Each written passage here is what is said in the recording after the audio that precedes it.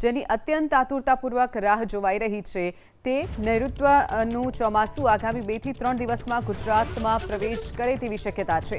હવામાન વિભાગ મુજબ દક્ષિણ પશ્ચિમ ચોમાસું ખૂબ જ ઝડપથી આગળ વધી રહ્યું છે। મહારાષ્ટ્ર, તેલંગાણા, છત્તીસગઢ અને બિહારના વધુ વિસ્તારોમાં ચોમાસું પ્રવેશી ચૂક્યું છે અને આગામી 2-3 દિવસમાં ચોમાસું દક્ષિણ ગુજરાતના કેટલાક જિલ્લાઓમાં પણ પહોંચી શકે છે।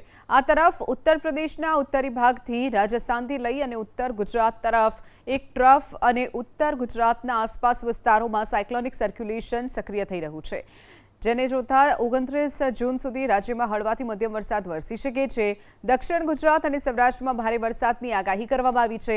આજે નવસારી, વલસાડ, સુરત, દમણ, દાદરા નગર હવેલી, અમરેલી, ભાવનગરમાં ભારે વરસાદ ખાબકી શકે છે, તો અમદાવાદ અને ગાંધીનગર જિલ્લામાં પણ હળવાથી મધ્યમ વરસાદ વરસી શકે છે।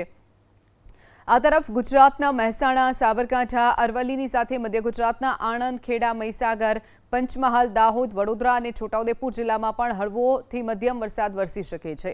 દક્ષિણ ગુજરાતની વાત કરીએ તો ભરૂચ, નર્મદા, સુરત, તાપી, નવસારી, ડાંગ, વલસાડમાં વીજળીના કડાકા ભડાકા સાથે વરસાદની આગાહી છે, તો સંઘ પ્રદેશ, દીવ, દમણ અને દાદરા નગર હવેલીમાં પણ વરસાદ વરસે તેવી આગાહી વ્યક્ત કરવામાં આવી છે।